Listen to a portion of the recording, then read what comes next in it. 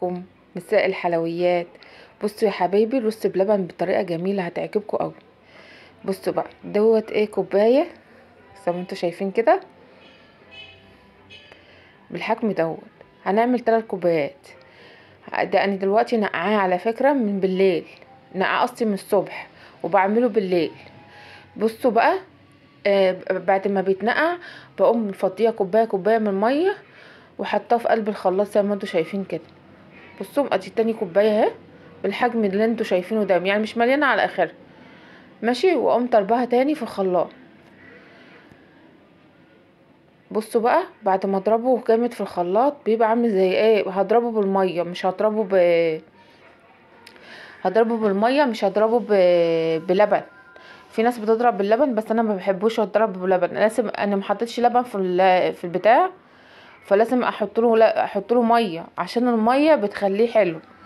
لازم تحطي اللبن ميه، ما تعمليش لبن صافي، لانه لو اتعمل صافي الرز مش بيبقاش حلو، ما بيبقاش طعمه مش حلو، مش مستويش. لازم يبقى فيه ميه. بصوا بقى، انا حطيت ميه زي ما انتوا شايفين كده في الخلاط، وهفضل اضربه لغايه ما ينعم. يعني مش ينعم قوي، يعني ضربه بسيطه كده زي ما انتوا شايفينها كده. انا ما رضيتش اقطع الفيديو عشان تعرفوا انا بضربه مده قد ايه. بصوا الضربه دي بتبقى تخلي الايه الرزايه فيها لسه في رزايه بس صغننه بقى زي ما انتوا شايفين على طرف الخلاط كده. بتبقى جميله وفي السوا بتبقى حلوه قوي. بصوا انا ديت الحله طلعها من الفريزر، شلت منها القشطه. يعني بيبقى فيه بواقي قشطه بسيطه كده، شلت منها القشطه وحطيته في الفريزر عشان انا بعد كده هعمل لكم سمنه واوريكم هي بتتعمل ازاي. بصوا بقى انا بعمل الخلاط، بطلع الحاجه اللي في قلبه لسه واقوم حطاها في ايه. انا لسه لغايه دلوقتي ما قدتش على الحله اللي انا محطاها، لا ما قدتش. انا هفضل اقلب فيه وبعدين اقيد. بصوا بقى اقلب شويه وبعدين اقيد. شوفوا انا بوريكم ان انا مش قايده، انا مش قايده على الحل. انا كده قيت، شايفينها. بصوا بقى الحله اصلا مدلكه، شايفينها. انا مطلعاها من من التلاجة. يعني احط الرز وهي متلكه عشان الرز لو حطيتيه وهو سخن هت... انا بقول لكم دلوقتي هي كيلو ونص وكيلو ونص، يعني 3 كيلو. واخدين بالكم كده، هما 3 كيلو. يعني كنت جايبه ازازه كيلو ونص وازازه كيلو ونص، فحطيتهم كلهم على البتاع. بصوا بقى يا حبايبي، شوفوا هي كده. لما وريتها لكم ده انا بدوق الرزايه. انا قطعت الفيديو على ما يقرب يستوي شويه. بصوا هي كده قرب يتقل، فبدوق الرصايه لقيتها لسه ما استوتش. لازم الرصايه تستوي، لازم ما تحطيش سكر ولا تحطي اي حاجه الا ما تستوي. لازم ندوق الرصايه دي لغايه ما تستوي. بصوا دي السكر بقى، انا حطيت كده السكر لما لقيتها خلاص استوت، الرزايه استوت، فحطيت سكر. في ناس بتحب السكر كتير، انا حطيت كوبايه او كوبايتين تقريبا، هما كوبايتين سكر.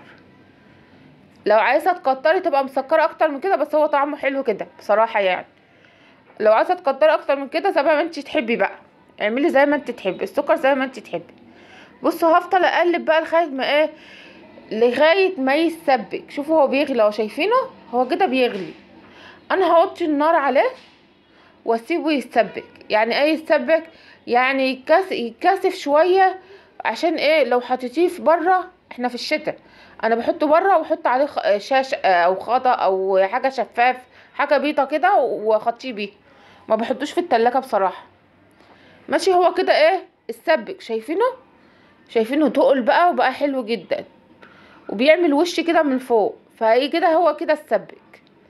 فاقوم جايبه اطباقه صغيره، منشفاها جدا بمنديل ورق، واقوم رصاها واقوم فضيها فيها الرز بلبن ده.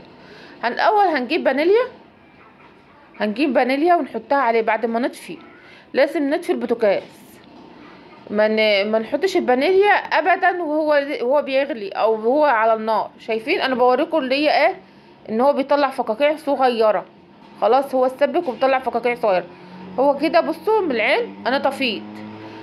طفيت يبقى خلاص انا هحط فانيليا. ماشي، الفانيليا بالطريقه دي بتخلي ما تمررش، بتخلي ريحته جميله، بتطلع الريحه بقى. تقومي مقلباها بالفانيليا وتقومي صبه بقى في الايه، في الطباصي. شايفين يا حبايبي انا بصبها في الطباصي اهي. شايفين لونه جميل بصراحه، وجميل وطعمه جميل. والافضل انك تعملي بسكر فاتح، ما تعمليش سكر خامق، عشان يديك اللون البياض الجميل ده. ماشي. والله كنت بناكله المرات دي، يعني باكله اكنك بتاكلي حاجه فيها قشطه كده من طعمته. شوفي يا حبيبي جمالي ازاي، جربوه وادعولي، هتلاقيه طعمه والرزايه باينه فيه بقى، وطعمه جميل وماسك نفسه خالص. ما تنسونيش في اللايكات. شوفوا الحلاوه، شوفوا الجمال زي القشطه، وجميل جدا وهيعجبكم مية مية. مع الف سلامه.